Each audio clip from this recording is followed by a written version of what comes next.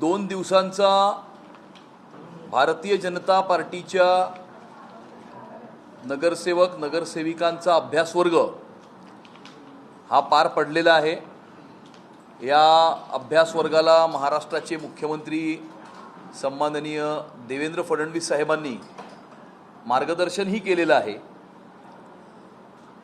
11 मार्चला मुंबई महानगरपालिकेमध्ये श्रीमती रितुताई तावडे या महायुतीच्या महापौर म्हणून विराजमान झाल्या। सभागृह नेते गणेश खंडकरजी, स्टँडिंग कमिटी चेअरमन प्रभाकर शिंदेजी, शिक्षण समितीच्या अध्यक्षा राजश्रीताई शिरवडकर यांनीही त्याच दरम्यान महानगरपालिकेच्या प्रशासनाचा चार्ज हा घेतला असून येत्या 11 मार्चला त्यांच्या कार्यकालाला 1 महिना पूर्ण होईल। पहिल्या 100 दिवसाचा कार्यक्रम महापौरांच्या नेतृत्वामध्ये, महापौरांच्या संकल्पनेतून सर्वांची चर्चा करून हा निश्चित केलेला आहे। आणि ह्या 100 दिवसाच्या कार्यक्रमामध्ये 21 मुद्दे, या 21 मुद्द्यांना हात घातलेला आहे की पहिल्या 100 दिवसांमध्ये या 21 मुद्द्यांवरती काम करून या 21 मुद्द्यांमध्ये काही ना काही त्यामध्ये प्रोग्रेस हे झालं पाहिजे, असं उद्देश हे आम्ही डोळ्यासमोर ठेवलेलं आहे। आणि मुंबई महानगरपालिकेमध्ये भ्रष्टाचार विरहित प्रशासन देणं ही मुंबईकरांची अपेक्षा असल्यामुळे फार मोठी जबाबदारी ही भारतीय जनता पार्टी, शिवसेना, रिपाई महायुतीच्या गटावरती असून या 20 मुद्द्यांचं तक्ता मी तुमच्याबरोबर शेअर करीनच। यामध्ये विविध मुद्दे आहेत। रस्ता आहे, नालेसफाई आहे, भ्रष्टाचार विरहित प्रशासन देण्याच्या हेतूने जेम पोर्टलवरती सर्व खरेदी करणं हे आहे। यामध्ये महानगरपालिकेची रुग्णालये असतील, महानगरपालिकेच्या शाळा असतील, मराठी चित्रपटांकरता विशेष मल्टीप्लेक्स स्थापन करणं हा विषय आहे। किंवा 9 ते 14 वर्षाच्या वयोगटातील आपल्या मुलींना सर्वायकल कॅन्सरचं वॅक्सिनेशन हे या ठिकाणी अवेलेबल करून देणं हा मुद्दा असेल। मुंबई व नवी मुंबई या ठिकाणी मुंबईच्या प्रवेशद्वाराची निर्मिती असेल, स्वच्छतेची प्रतियोगिता असेल, असे विविध 21 मुद्दे यामध्ये नमूद केलेले असून मला तुम्हाला सांगताना आनंद होतोय की या 21 मुद्द्यांपैकी जे पहिल्या 100 दिवसामध्ये करायचे आहेत त्यापैकी पहिल्या महिन्यामध्ये, पहिला महिना पूर्ण होण्याच्या आत, 30 दिवस पूर्ण होण्याच्या आत 4 मुद्दे हे आम्ही पूर्ण केलेले आहेत।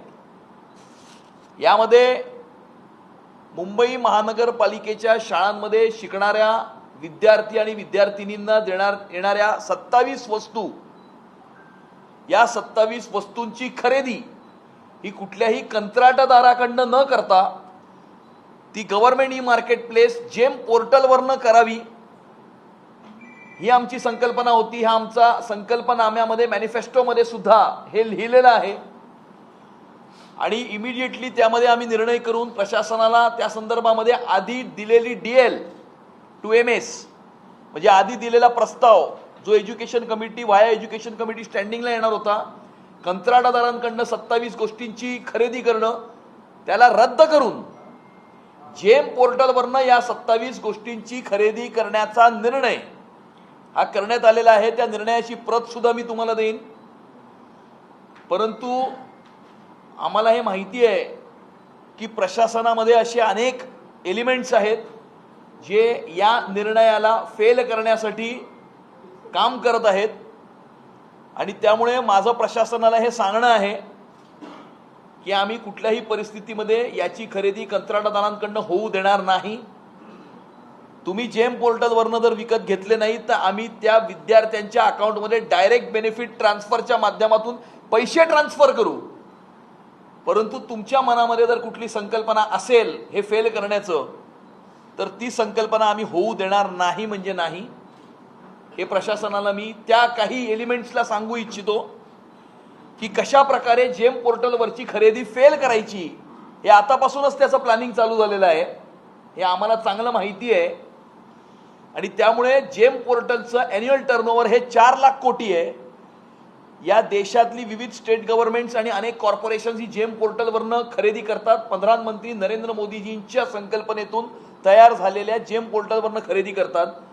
जर 4 लाख कोटीची खरेदी ही जेम पोर्टलवरनं होऊ शकते, विविध राज्य शासनं आणि सिव्हिक गव्हर्नमेंट्स जर त्याच्यावरनं कॉर्पोरेशन जर खरेदी करू शकतात, तर मुंबईची महानगरपालिका सुद्धा खरेदी करू शकते आणि तुम्हाला ती खरेदी करावीच लागेल. आणि जर तुम्ही ती खरेदी केली नाही तर आम्ही डायरेक्ट बेनिफिट ट्रान्सफर करण्याचा प्रस्ताव हा एज्युकेशन कमिटीमध्ये पारित करू आणि स्टँडिंग कमिटीमध्ये पारित करू. आणि त्यामुळे ही सगळी खरेदी जेम पोर्टलवरनं करणं याचं ऑर्डर पास झाली आहे. परंतु जर प्रशासनातल्या काही एलिमेंट्सनी त्याला फेल करण्याचा प्रयत्न केला तर आम्ही ते फेल होऊ देणार नाही. आणि त्यामुळे जेम पोर्टलवरनं खरेदी करण्याचा निर्णय आम्ही घेतलेला आहे.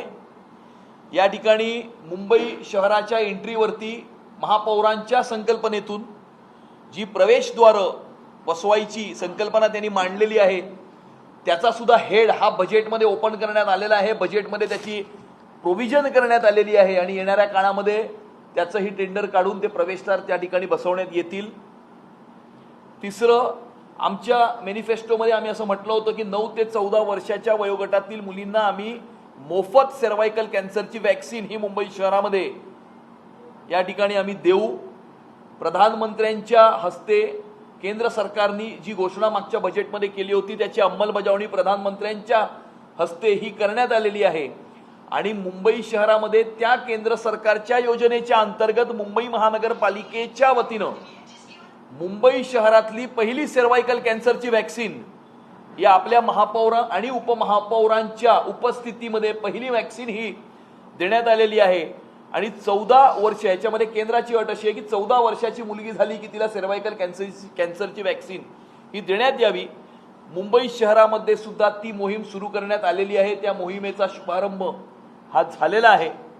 या ठिकाणी आपल्या महापौरांच्या संकल्पनेमध्ये असं होतं की गेल्या 5 वर्षापासून मुंबईकर सिंहांची प्रतीक्षा करत आहे आणि त्या ठिकाणी जुनागड या ठिकाणी त्या सरकारशी बोलून त्या ठिकाणचे जे सिंह आहेत ते आपल्या या राणीच्या बागेमध्ये या ठिकाणी घेऊन येण्यासाठीही महापौरांनी आपला पाठपुरावा सुरू केलेला आहे. त्यालाही यश येत आहे. आणि त्या ठिकाणी जुनागडच्या लोकल ॲडमिनिस्ट्रेशनशी आणि गुजरातच्या सरकारशी चर्चा ही ऑलरेडी त्यांनी सुरू केलेली आहे. त्यामुळे हा 21वा मुद्दा होता. या 21 पैकी हे 4 मुद्दे या ठिकाणी, हो 4 आहे, 5वा झाला माझा. या ठिकाणी 4 हे पूर्ण झाले. 5वा यांनी मला आठवण करून दिली की आमच्या मॅनिफेस्टोमध्ये असं होतं, आवाज मुंबईकरांचा संकल्प भाजपचा या मोहिमेच्या अंतर्गत सिने अभिनेते अक्षय कुमार यांनी जी आम्हाला एक संकल्पना मांडली होती की मुंबईतल्या सर्व परिसरांमध्ये स्वच्छतेची कॉम्पिटिशन, प्रतियोगिता ही असली पाहिजे, त्याची सुद्धा अनाउन्समेंट किंवा घोषणा ही महापालिकेने केली असून त्या ठिकाणी थर्ड पार्टी एजन्सी अपॉइंट करण्याची प्रक्रिया सुरू करण्यात आलेली आहे. एक न्यूट्रल थर्ड पार्टी एजन्सी जी या प्रतियोगितेचं निरीक्षण करेल, त्याचं इव्हॅल्युएशन करेल आणि 1 वर्षाच्या नंतर त्याचे जे काही अवॉर्ड्स आहेत ते त्याची पारितोषिकही देण्यात येतील. त्यामुळे ती सुद्धा आमच्या मॅनिफेस्टोचा भाग होता. या 21 पैकी 5 कुठली गेली? IIT बॉम्बे पण आपण नालेसफाईवर थर्ड पार्टी ती पण झाली. नालेसफाईवर तुंबणं, पाणी तुंबणं, थर्ड पार्टी ऑडिट 6वं काम सांगतायत महापौर. आणि त्यामुळे नालेसफाईवरती मॅनिफेस्टोमध्ये आम्ही असं म्हटलं होतं की मुंबई शहराच्या पाणी तुंबण्यावरती या ठिकाणी तोडगा करण्याच्या दृष्टिकोनातून मुंबई शहराच्या टोपोग्राफीचा अभ्यास करून कायमस्वरूपी यामध्ये सोल्युशन हे काढलं गेलं पाहिजे. आणि त्यासाठी आम्ही IIT बॉम्बेला अपॉइंट करू, IIT बॉम्बेच्या नेतृत्वामध्ये स्टडी ग्रुप अपॉइंट करू. तो अपॉइंट करण्याच्या दृष्टिकोनातून सुद्धा महापौरांनी या ठिकाणी त्याची अंमलबजावणी सुरू केलेली आहे, त्याची प्रोसेस ही सुरू केलेली आहे. आणि त्यामुळे पहिल्या 100 दिवसामध्ये करण्याच्या 21 उद्देश जी आम्ही ठरवली होती त्यापैकी सुमारे 6 उद्देश ही 30 दिवस पूर्ण होण्याच्या आत ही आम्ही मार्गी लावलेली आहेत आणि त्यामुळे नक्कीच येणाऱ्या काळामध्ये मुंबईकरांना भ्रष्टाचार विरहित प्रशासन देणं. या ठिकाणी अजून एक जो 21 ह्याच्यामध्ये नव्हता, परंतु मी तुम्हाला सांगतो की वीरमाता जिजाबाई उद्यान या ठिकाणी झू करण्यासाठी जे एक टेंडर काढण्यात आलेलं होतं, मला अशी माहिती मिळाली होती की ते रिक करण्यात आलेलं होतं विशिष्ट कंपनीला काम देण्याच्या दृष्टिकोनातून. या ठिकाणी मी पत्र देऊन त्या ठिकाणी हे फार चांगला प्रोजेक्ट आहे कॉर्पोरेशनचा आणि कॉर्पोरेशनचा एक प्रेस्टिजियस प्रोजेक्ट त्या ठिकाणी व्हावा आणि त्या ठिकाणी ग्लोबल टेंडर काढून इंटरनॅशनल कंपनीज आंतरराष्ट्रीय स्तरावरती काम करणाऱ्या एजन्सीजला इन्व्हॉल्व्ह करून त्या कामामध्ये इन्व्हॉल्व्ह करावं. मुंबई शहरामध्ये रस्ते बांधणारे, पुलं बांधणारे आणि नालेसफाई करणारे यांनी झूचं काम करू नये, झूचं काम करणाऱ्यांनी झूचं काम करावं. या दृष्टिकोनातून आम्ही पत्र दिलं होतं. त्या ठिकाणीही जे काही अधिकाऱ्यांनी चालू केलेलं काम होतं ते आता थांबवण्यात आलेलं आहे आणि ग्लोबल टेंडर काढण्याच्या दृष्टिकोनातून प्रक्रिया ही सुरू करण्यात आलेली आहे आणि त्यामुळे हे सर्व ट्रेलर्स आहेत. देवाभाऊंच्या नेतृत्वामध्ये मुंबईकरांना अपेक्षित अशा प्रकारचं भ्रष्टाचार विरहित प्रशासन हे देण्यासाठी आम्ही कटिबद्ध आहोत आणि ते देण्याची प्रक्रिया सुद्धा आम्ही सुरू केलेली आहे. हे मुद्दे 5-6 मुद्दे फक्त ट्रेलर होते, पिक्चर अभी बाकी आहे आणि 7वा मुद्दा तुम्हाला उद्या सांगेन मी. आणि त्यामुळे एकामागोमाग एक मुंबई शहरामध्ये, मुंबई महानगरपालिकेमध्ये प्रचलित असलेल्या या भ्रष्टाचारावरती देवाभाऊंची गदा ही ऑलरेडी पडलेली आहे आणि त्याचे रिझल्ट येणाऱ्या काळामध्ये मुंबईकरांना नक्कीच दिसतील. अनेक ठिकाणी अतिक्रमणांच्या विरोधामध्ये कारवाई ही सुद्धा महानगरपालिकेने सुरू केलेली आहे. महापौरांनी आदेश दिल्याच्या नंतर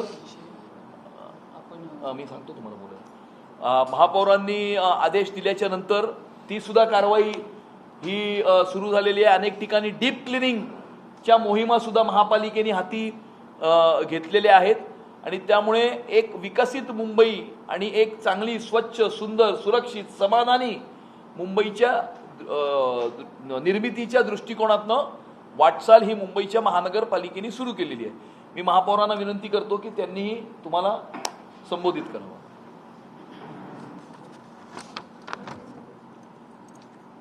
नमस्कार.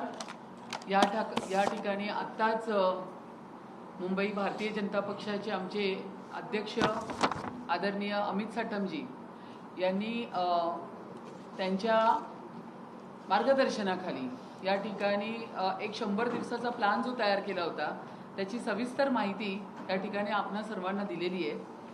अजून एक मी विषय त्यांना सांगत होती, सगळ्याच गोष्टी त्यांनी घेतलेल्या आहेत, पण जो हॉकर्सचा मुद्दा होता आणि आपण ठरवलं होतं जे ऑफिशियल हॉकर्स आहेत, ज्या पद्धतीने आपण मुंबईच्या फुटपाथवरती अनधिकृत बांगलादेशी हॉकर्स त्याच्यावरती काम करण्याची मोहीम सुरू केलेली आहे, पण त्याचबरोबर जे आपले पीच लायसन्स असलेले ऑफिशियल हॉकर्स आहेत, मग त्यांचं पुढे काय, तर त्याच्यामध्येही अध्यक्ष महोदयांना मी तेच सांगत होते की हा तुमचाच मुद्दा आहे की त्या ठिकाणी अर्थसंकल्पामध्येही ती तरतूद केलेली आहे आणि त्यांना येणाऱ्या काळात जे ऑफिशियल हॉकर्स आहेत त्यांना विक्रेता प्रमाणपत्र आणि त्यांच्या गळ्यामध्ये जो ID कार्ड असणार त्याच्यावरती QR कोड असणार, त्या QR कोडमध्ये जर QR केल्यानंतर ऑफिशियल हॉकर्स जो आहे त्याचं नाव, त्याचा पत्ता, त्याचा आधार कार्ड, त्याचं विक्रेता प्रमाणपत्र, त्याचं पॅन कार्ड असा इत्थंभूत असलेली पूर्ण माहिती त्याच्या QR मध्ये असणार आणि त्याचंही हेड आपण अर्थसंकल्पामध्ये सुरू केलेलं आहे, ओपन केलेलं आहे.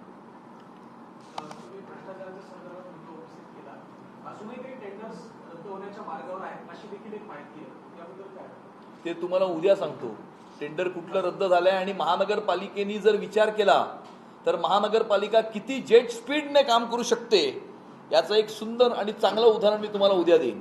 एंट्री गेट पुन्हा नव्याने बांधणारा कसं आहे, मात्र 11 साली जे रजिस्टरचं एंट्री गेट होतं ते मेट्रोच्या कामासाठी पाहिजे जवळपास 7 कोटी रुपये बांधायला खर्च आलेला, त्यानंतर 2 कोटी त्याच्या रिपेअरिंगला खर्च आलेला. तर आता पुन्हा एंट्री गेट का बांधलं जातं आणि यावेळेला तरी पाडायची व्यवस्था येणार नाही, सगळं विचारपूर्वक करून बांधलं जाईल.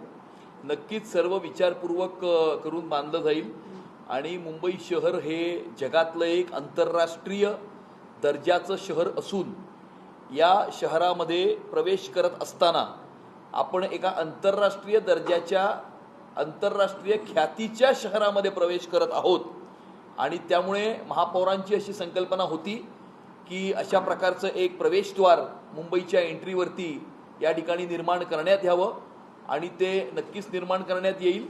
आणि येणाऱ्या काळामध्ये आता तुम्ही जो उदाहरण दिलं, आता स्पेसिफिक कुठल्या तरी इन्फ्रास्ट्रक्चरच्या कामाकरता जर काही डागडुजी किंवा शिफ्टिंग किंवा तर असं ह्या गोष्टी घडतच असतात. ह्या गोष्टी घडणार आहेत म्हणून आपण कुठल्या नवीन गोष्टी निर्माण करण्याच्या थांबवत नाही आणि त्यामुळे ह्या गोष्टी घडत असतात आणि नवीन गोष्टींची निर्मिती ही सुरू असते.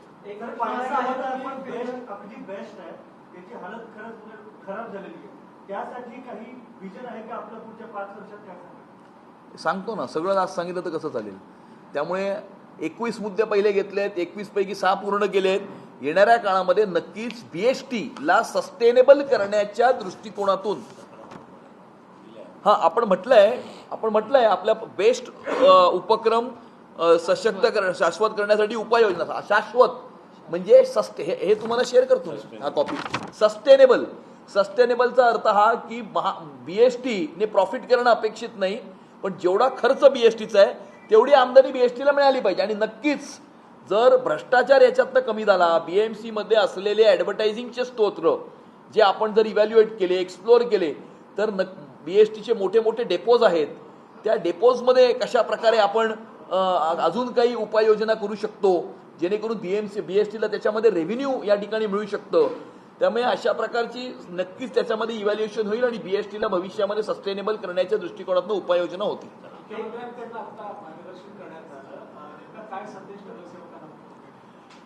माननीय मुख्यमंत्र्यांनी नगरसेवकांना हाच संदेश दिलेला आहे की मुंबईकरांनी मोठ्या आशा अपेक्षांनी ही एवढी मोठी जबाबदारी ही भारतीय जनता पार्टी, शिवसेना, रिपाई महायुतीवर टाकलेली आहे आणि त्यामुळे महापौर विराजमान करणं हे आमचं स्वप्न नव्हतं, परंतु मुंबई महानगरपालिकेला भ्रष्टाचार विरहित प्रशासन देणं, मुंबईकरांना अपेक्षित अशा प्रकारचे बदल महानगरपालिकेच्या माध्यमातून घडवून आणणं हे आमचं स्वप्न होतं. आणि ते स्वप्न पूर्ण करण्याकरता येणाऱ्या काळामध्ये मुंबईकरांना अपेक्षित अशा प्रकारचा विकास घडवण्याकरता आपल्या नगरसेवकांनी कशा प्रकारे काम करावं त्या कार्यपद्धतीवरती माननीय मुख्यमंत्र्यांनी मार्गदर्शन हे केलेलं आहे.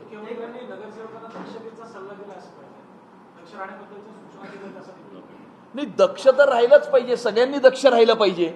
आणि त्यामुळे येणाऱ्या काळामध्ये मुंबई महानगरपालिकेमध्ये भ्रष्टाचारावरती जी एक गदा आम्ही आणणार आहोत, याच्यातनं अनेक लोक अस्वस्थ होणार आहेत, अनेक लोकांना त्रास होणार आहे.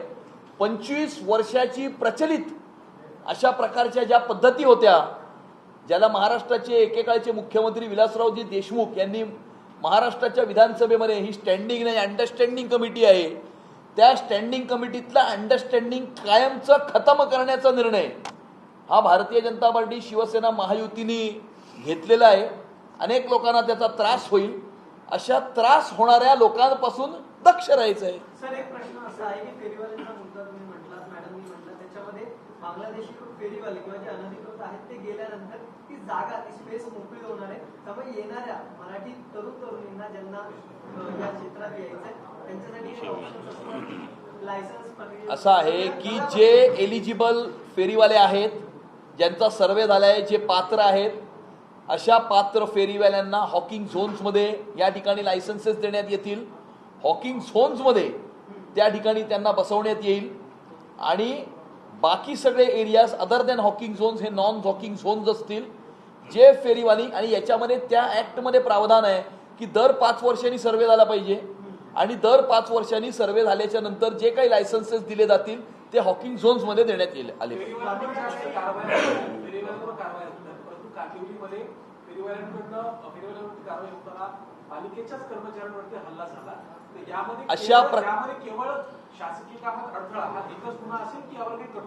याच्यावरती कठोर कारवाई करण्यात येईल, कारण मुंबई शहरामध्ये एक माफिया काम करतो आणि मुंबई शहरामध्ये एक पॅटर्न काम करतो आणि या ठिकाणी बाहेरून इल्लीगल इमिग्रंट्सला आणायचं. काही मुंबई शहरात असे लोकप्रतिनिधी आहेत जे त्यांचे आधार कार्ड, पॅन कार्ड आणि वोटर कार्ड बनवून देतात आणि त्यांना उपजीविकेकरता अशा प्रकारचे धंदे लावून देतात आणि मग त्यांना पॉलिटिकल प्रोटेक्शन देतात आणि मग कायद्याच्या अधीन राहून जेव्हा कारवाई होते तेव्हा अशा प्रकारची दादागिरी करून कायद्याने चालू असलेल्या कारवाईमध्ये अशा प्रकारचे अडथळे निर्माण आणतात. महानगरपालिकेच्या शासनाच्या किंवा पोलिसांवर जर अशा प्रकारे जर कोणी हल्ले करणार असेल तर ते हल्ले खपवून घेतले जाणार नाहीत. कायद्याच्या अधीन राहून त्यांच्यावरती कडक कारवाई करण्यात येईल. सर, विजयपुराखालीच्या ऐतिहासिक शेवटच्या डबल डेकर बस आहेत बेस्टच्या, त्या अशाच पडून आहेत, तिकडे धुळखात पडलेल्या आहेत. त्यात महानगरपालिकेकडून तिथे कॅफेटेरिया, वाचनालय आणि कलादालन अशा या बसेस उभारण्यात आलेल्या तिकडे केलेल्या आहेत. पण त्यातून महानगरपालिकेकडून किंवा बेस्ट प्रशासनाकडून कोणती साफसफाई किंवा कुठलीही काळजी घेतली जात नाहीये. कारण गेल्या अनेक महिन्यांपासून तिथे धुळखात पडली, कारण अनेक तिकडे गरजले असतील किंवा अनेक जे आहे ते त्यांचं घर झालेलं आहे तिकडे. याकडे कशा आपण दिलेल्या माहितीचा उपयोग करून अधिकाऱ्यांशी बोलून त्याच्यावरती कारवाई करू आणि नक्कीच त्याच्यावरती उपाययोजना करू.